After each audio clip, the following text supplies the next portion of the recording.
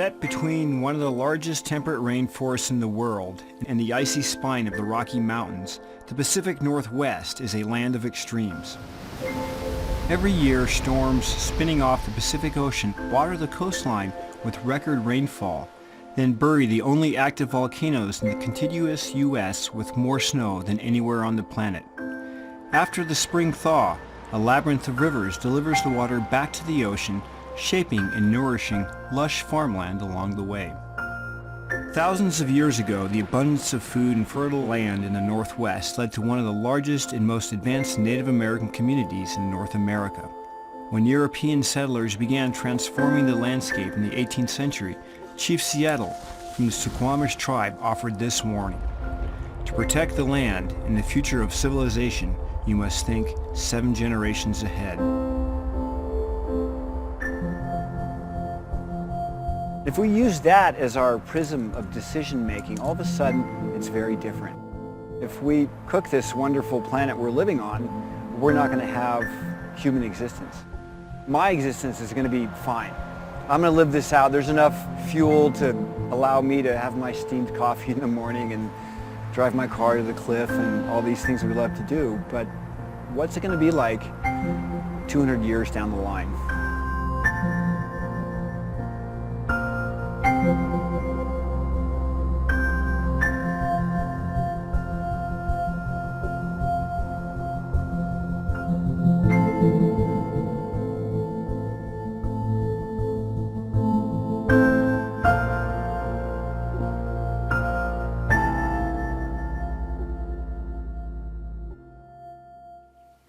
Today, the Pacific Northwest finds itself at the center of the international energy debate, the result of which will not only shape the future of the region, but that of the planet. Coal accounts for less than 30% of the world's energy supply, but more than 40% of the world energy emissions. As coal-fired power plants in the U.S. transition to natural gas, many more are being built in Asia.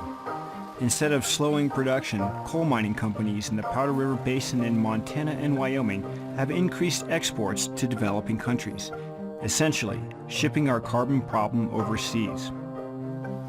To get it there, coal trains travel straight through the heart of the Pacific Northwest, endangering communities and pristine wilderness along the way, while breathing new life into an antiquated industry. Coal has become less competitive. Money is not chasing new coal plants. Money is building new renewable plants all the way across the country. And that's happening in many, many, many markets. Coal companies, they're used to making lots of profits, and their profits are going down significantly, so they need new markets, and the new markets are in Asia. Closest way from Montana to Asia is through our backyards and through our ports here in the Northwest. Currently, there are proposals to build new ports in the Pacific Northwest to ship coal from the Powder River Basin to Asia to be burned. Under proposed plans, twice the daily number of mile-and-a-half-long trains laden with Powder River coal would travel from Wyoming and Montana through hundreds of small towns to ports in the Pacific Northwest.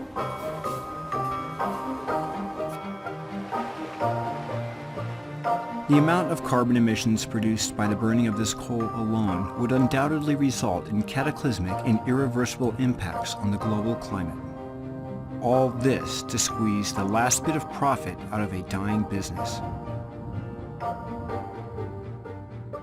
Coal companies have a big problem, and it's called geography. They need a deep water port on the west coast of the United States to efficiently move mountains of coal off to China where it can be burned. If they can't get it, then they're going to have to leave a lot of that coal in the ground because it'll be too expensive to move. That's why they're throwing every penny they've got into making sure that they can buy legislators and political races and whatever else, and that's why people have to stand up so firmly. Humans have burned coal for thousands of years, but it wasn't until 2.5 centuries ago that large-scale commercial use began.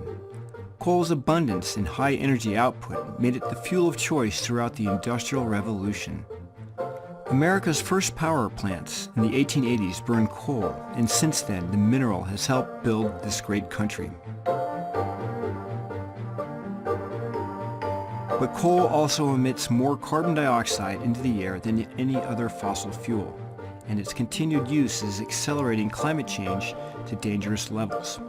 Scientists predict that humans can emit 500 gigatons more of carbon dioxide into the air before we hit a tipping point and global warming spins out of control. There are the equivalent of 1,200 gigatons of CO2 in the Powder River Basin mines alone. The Pacific Northwest gets the honor of playing an absolutely critical role in the future of the planet. If you look at a map, it's the choke point. You can't get the coal out of this vast Powder River Basin and send it off to China to burn unless you take it through the Pacific Northwest. If they can stop it, then they can make it far, far harder to get that coal out of the ground. And that coal has to stay in the ground. You can't make the math of climate change work at all if you get the huge coal deposits of the Powder River Basin out and pour them into the atmosphere. If all of these coal export facilities were built, then we would see a much larger impact on climate and the release of greenhouse gases than we would from the Keystone XL pipeline.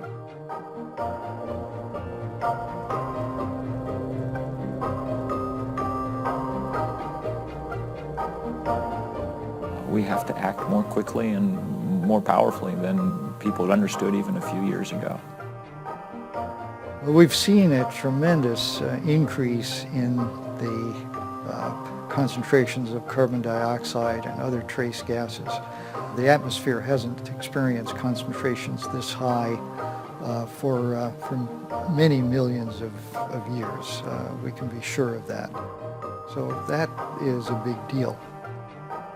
If we don't get off coal and gas and oil right away, it's going to be an impossible century. And civilization really can't cope with the 4 or 5 or 6 degree increases in temperature that scientists warn are coming.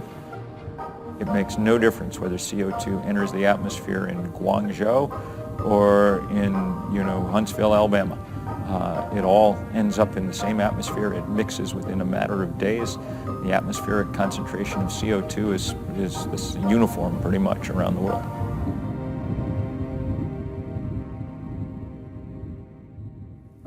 While burning millions of metric tons of Powder River Basin coal will affect the whole world, the Pacific Northwest communities that the coal is shipped through will feel the effects first.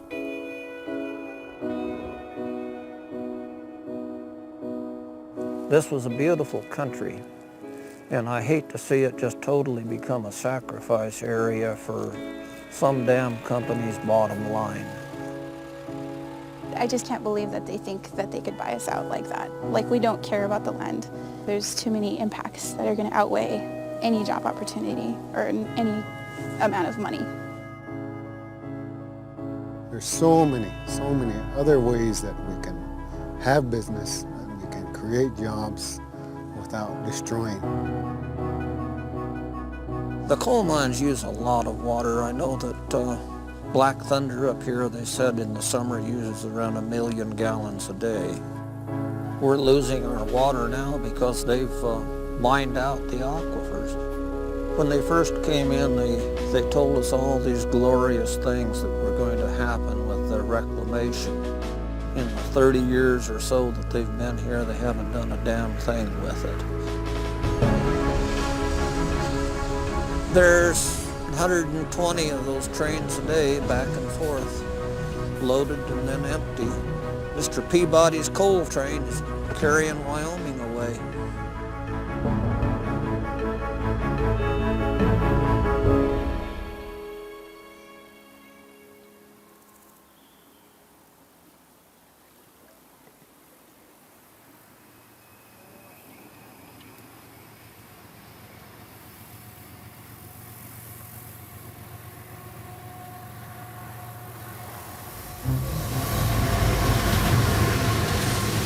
The fundamental truth is that coal is very dirty. It's bad to have coal trains ripping through your town spewing dust, no matter what your political philosophy is. Coal dust contains environmental pollutants like mercury and arsenic, which are toxic to humans, animals, and the environment. Along the route from the Powder River Basin to the ports on the coast, these trains spill large amounts of coal and coal dust.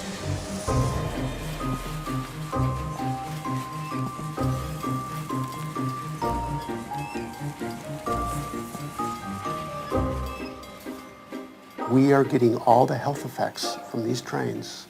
A, we don't have a say about it, and B, it affects our health. How does that work? I think it's the sheer volume of trains that are coming through, and each train is long. That's a huge amount of diesel traffic. And so there are real health risks. There is some from the coal dust blowing off the trains, but the amount of diesel engine burning gasoline creating not only carbon dioxide, but it's creating something called diesel particulate matter, which is basically ash, very fine ash. This is microscopic stuff. And the problem with it is you breathe it deep in your lungs. Charcoal absorbs things, and so when you breathe in the charcoal, you breathe in the heavy metals that are in that car engine, you burn in the heavy metals that were in the gasoline, and that is much more toxic for your body. There are more deaths in areas where the diesel particulate matter is higher from almost all cause, cardiac, strokes, heart attacks, anybody with a pulmonary problem. We especially see it in children with asthma.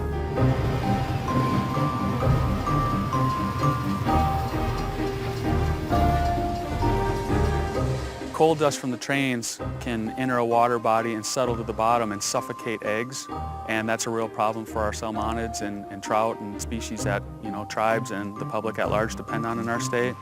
And then also it's the chemical makeup of the coal dust itself. It has a number of carcinogens and toxins within it. We're getting to that tipping point where any more could really send this whole ecosystem into a tailspin.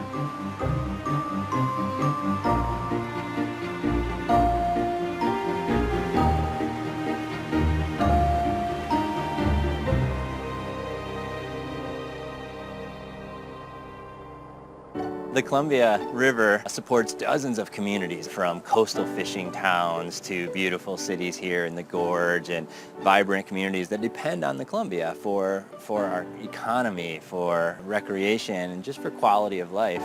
And all of that is threatened by coal export.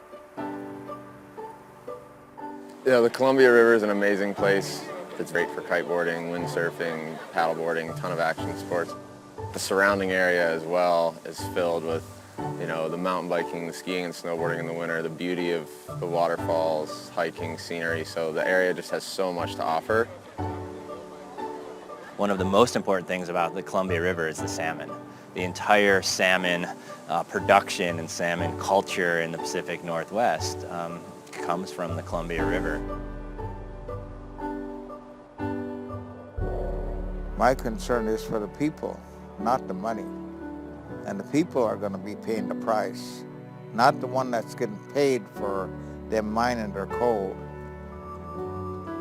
but the people that live along that railroad. Because we have the mighty Columbia River, our food source is in there. You let that coal go into that river, and a few years from now, we're not going to have no fish. We're not going to have anything.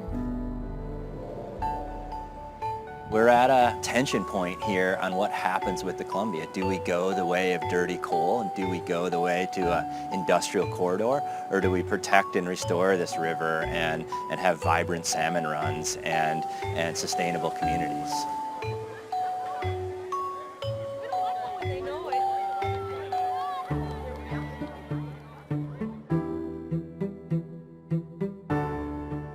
Sandpoint is the perfect place in my mind to have everything a recreationalist could ever want. Right up from town, just a few miles, we've got Schweitzer, which is an incredible gem of a ski hill. Some might not understand the connection between coal and snow, but you've really got to connect the dots, and then you'll understand. So obviously, the more coal you burn, the warmer it gets. The inconsistent winters with climate change occur more often. And with that, it snows less.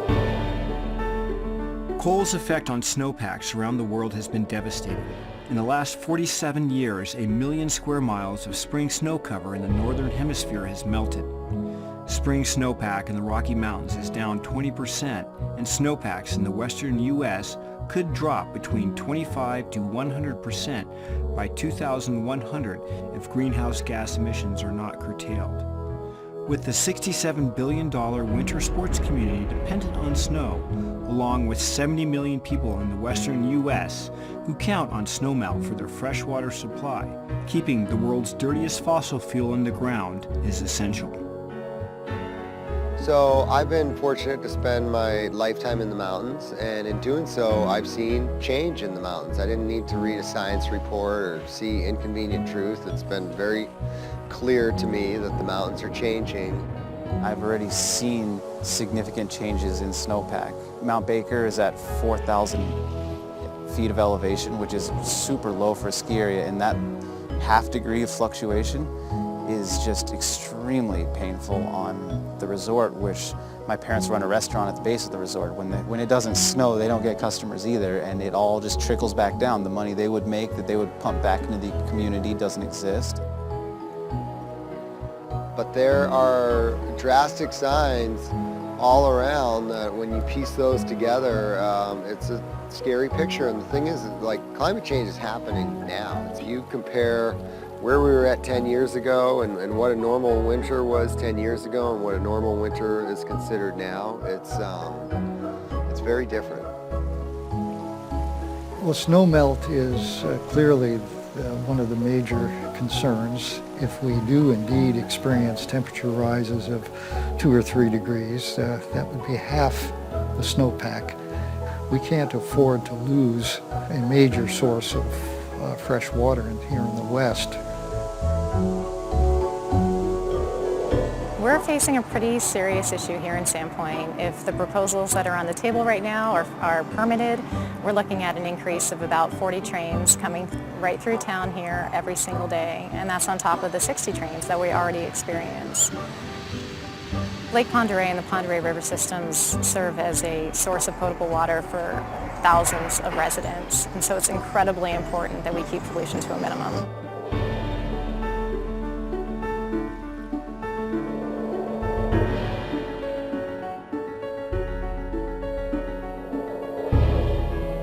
We're really fearful of a potential derailment. We know that coal trains are particularly prone to derailment, and if we had a derailment that happened right out here over the lake, over one of the largest trestles, it could just be disastrous for water quality and for our drinking water sources. We've had train spills and train wrecks right into the Middle Fork of the Flathead River before, right in Glacier National Park. You know, it's part of the business. Well, it's one thing if it's corn, but if it's coal,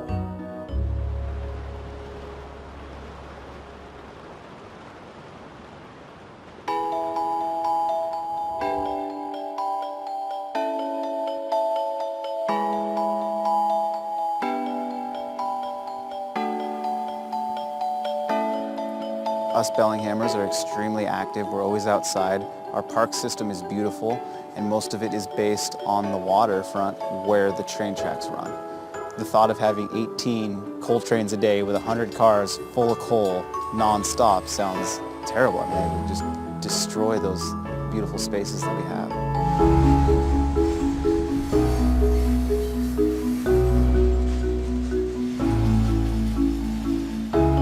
And where do these trains run? You know, they're not going through neighborhoods of people with money.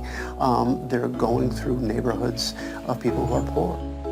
And that's exactly what is happening here.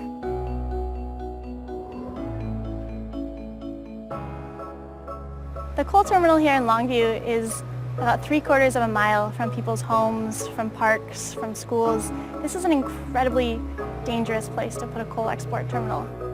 In this neighborhood, there's about 5,000 residents. Just over 45% of them live below the poverty line. There are a lot of health concerns. There's westward winds, which that coal dust is going to come directly into this neighborhood when there is a wind.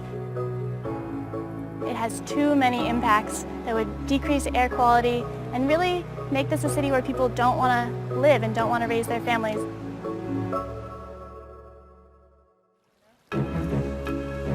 You're talking about blocking key intersections in hundreds of communities from Spokane to Bellingham.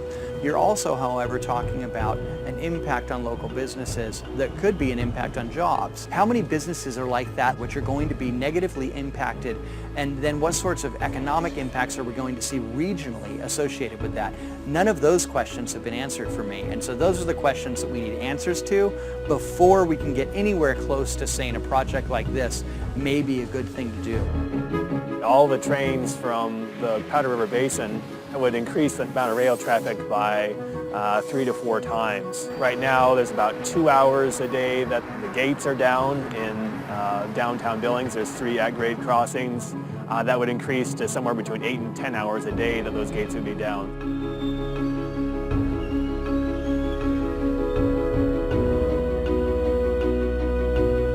The export facilities have the capacity, if all of them were to be approved, to increase traffic through Spokane by 50 to 100%. Right now during peak times, we hit the maximum amount on the capacity of the rail lines that we have. And so if you try to double the traffic, but we're hitting peak at certain times, either the agricultural industry is going to be hurt, or how are they going to transport the coal? And what it really does is put a huge tax on the infrastructure of our town. I've met with all the lobbyists for all of the coal companies, and my point always is you need to cover the coal trains, and whatever impacts there's going to be, you need to mitigate them. And they told me, nope, we're not going to cover the coal trains, and we'll pay for 5% of any improvements that you need. We're the economic hub of the Inland Northwest, and then to say that we can just double traffic and there's going to be no impact doesn't make any sense to me at all.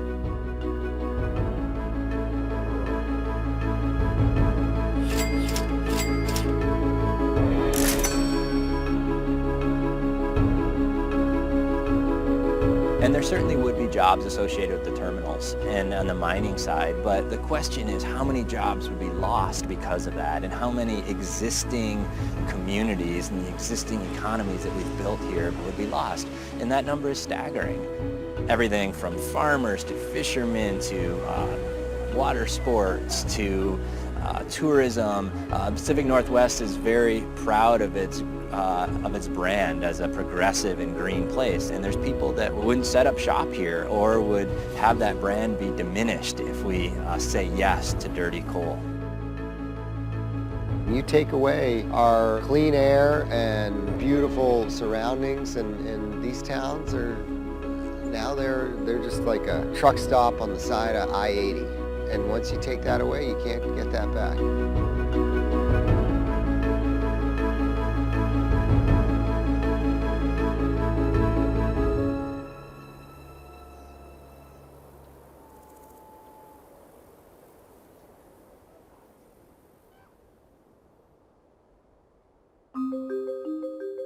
Just 17 miles north of Bellingham lies Cherry Point, the proposed site of the Gateway Pacific Terminal, the largest of all the proposed coal terminals, shipping 48 million tons of coal per year.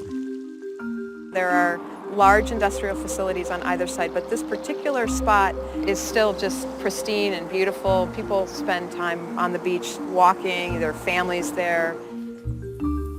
Cherry Point lies directly on the sacred fishing grounds of the Lummi Nation, an area they've utilized as a food source for thousands of years. The terminal would threaten crab, herring, and salmon species on which the Lummi and the food chain of the Pacific Northwest depend.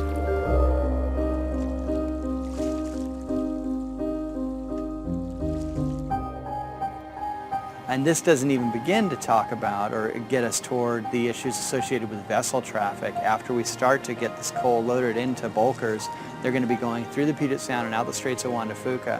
These bulkers can carry upwards of 9 million gallons of crude just to get them from A to B. So 9 million gallons being spilled in the Puget Sound is a horrible disaster. Now, Gateway Pacific Terminal alone will be generating 487 approximate one-way trips. You need to double that because these ships are coming in and then they're loading up with coal and fuel to head out to Asia. If there was an oil spill, this would be one of my likely suspect areas. And so we know that these areas are tight turns. If you've got incoming and outgoing vessels, it gets very constricted. I mean, you just look at any oil spill anywhere, and you're talking years upon years and detriment to those local economies. Here, if it happens, you're talking major impacts to the Sound, you're talking major impacts to the Straits. So our recreation, our surfing, our economies out in the Straits are devastated. Our recreation and tourism in the Sound, into Seattle, into Tacoma, is really hurt and damaged for years and years upon years.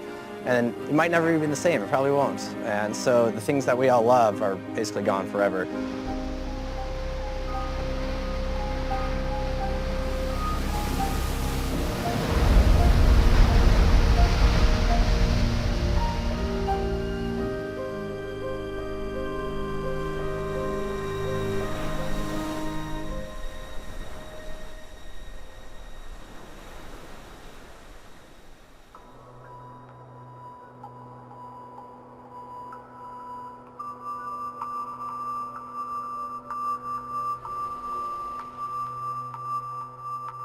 Our energy system at the moment is still the same thing as it was in the 18th century. Let's dig up some black rocks, set them on fire, and there we go. You know, not bad for the 18th century, pretty stupid for the 21st. Coal is the most dirty source that we can get our power from. And so the mining of it is dirty, right? The burning of it is dirty. And once you release it, it gets extraordinarily dirty. The Powder River Basin coal is extraordinarily valuable in terms of the coal market. It's extraordinarily valuable for a short period of time for a limited number of people. Once that gets burned, it's going to have those pollutants in our atmosphere for a long time. So it's really a question of whose interests are being served and on what scale. It's not a surprise that there haven't been any coal plants built in the last 4 years. I don't expect there to be any in the future. You know, when you're trying to build a project as large as that, it takes a huge amount of time and capital, it doesn't compete that well. So if I'm in the business of building power plants, I probably am not choosing coal plants. They're the hardest to build, and they're actually starting to be the most expensive. You can't give away a coal plant in the United States. In fact, investors don't want to buy them. The coal company's campaign hinges on the number of jobs that will be created at the proposed coal terminals. While the final number of new jobs is still being debated, we do know this. In a volatile international coal market, no job is long-term. Utilities, coal companies, they've had a business model for over 100 years that they've supported the nation amazingly well. It's like the eighth wonder of the world. Now you have this new paradigm that's coming in. And again, it's just kind of this evolution of things. Hopefully, for the sake of efficiency in our economy and also climate change, we can make this shift.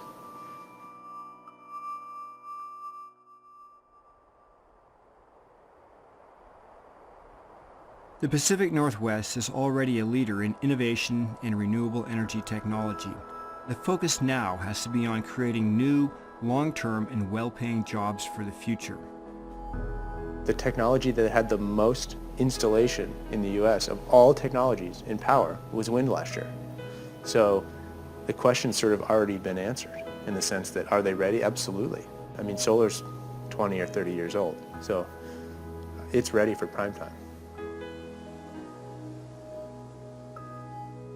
The good news is that renewable energy technology is a winning technology that competes from a cost perspective and is attracting the majority of the investment in the power market today. And so as a consequence, you can have policy determine what happens to coal, or you can let the market decide. And the market is voting with its feet.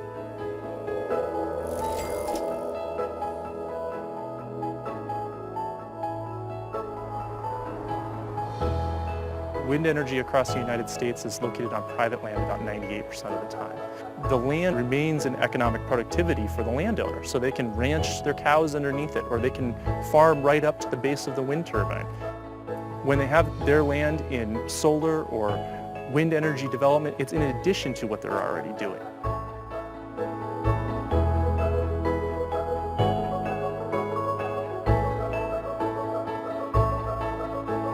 The price of solar technology has come down to a point at which it's really competitive in many, many markets with electricity that was otherwise generated from natural gas, coal, nuclear power, especially when it's generated at the customer site, because you avoid the cost of transmitting that power over expensive transmission lines. We manufacture a super durable solar module. It's high quality, it's beautiful, it's about the safest thing you can buy on the market. And we do it right here. And it's important that we manufacture, because if we don't manufacture, we're just consumers. And we're not teaching our kids math, we're not requiring them to understand engineering, electrical, chemical, mechanical, any of those things. So this is all important as this kind of ecosystem of local. Buy local, design it local, manufacture it local, generate clean energy locally. So that's the focus. Solar is about the best way you can create jobs. Not just jobs in the city, but jobs anywhere. So you can create jobs in small town America that don't have to go through all this economic pain. They can develop jobs locally. It's really good that we have manufacturing locally and we use all local products, and you know, we're bringing people in here. You know, instead of pushing our jobs out into other parts of the world, we're trying to keep everything here, which is, you know, giving us a boost in the economy, which is a good thing. You know, we need to keep things made in America. So it's awesome. I'm really proud to be doing that. I actually, for the first time, really have a sense of pride when I am able to drive by or ride by someplace that we built the solar panels and say like, yeah, I remember that order. Like, I made those. That's really cool.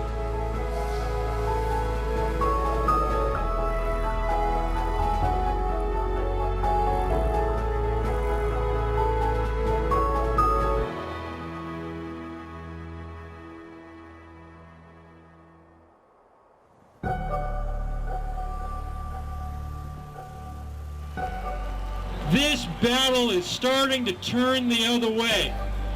These guys have all the money on earth, but they've got nothing else. That's it. That's it. And we're beginning to assemble a new kind of currency, the currency of movements. We've got passion and spirit and creativity, and sometimes we're willing to spend our bodies too if we need to make change happen. Millennium first came into Longview and lied to this community. They lied to the Department of Ecology, they lied to Carlos County. The quality of life that they've come to expect from living in the Pacific Northwest is being jeopardized. It's at risk because of this coal exporting issue, and that's really concerning to a lot of people, and that's why people are standing up, speaking out, and really fired up about this. U.S. environmental community focused on this right here. What we've found across the board, no matter where you live, is the more you know about coal exports and the impacts to the community, the more that you are opposed to them. 8 loaded trains and 8 leaving. I don't understand any positives other than net gain for a very small group of people. So the coal companies have hired really glossy PR firms to represent them. What they don't have are thousands of concerned citizens, hundreds of doctors, mothers, families, grandparents, and really who should we be listening to? Should we be listening to hired PR firms, or should we be listening to our neighbors? And that's really where we find that we're going to win this campaign. There's a lot of anger and there's a lot of passion to fight back and to say no. Our community is worth way more than your profits. It's right and proper and necessary that the battles be fought largely on local grounds. We don't want our city turned into a sort of depot for coal trains. We don't want coal dust sickening our children. We don't want our beautiful port turned into just a kind of dump. All those sort of things. It's also right and proper that people understand and are ennobled by the fact that they are joining in a huge global battle. These are the biggest radicals in the world. They're willing to alter the chemical composition of the atmosphere in order to make more money.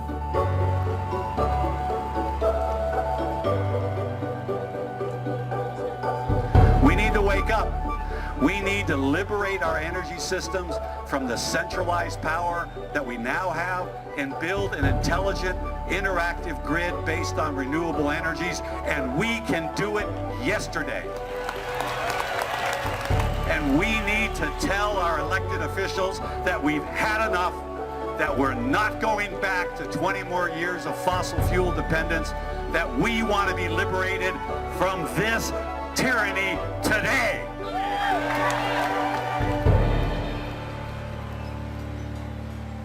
Coal, oil, natural gas, specifically coal, has played a really important part in the development of humanity.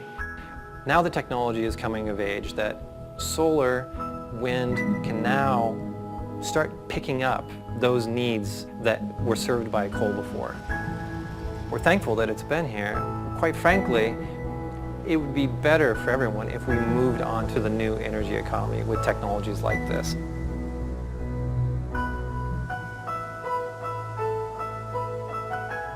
We can do better.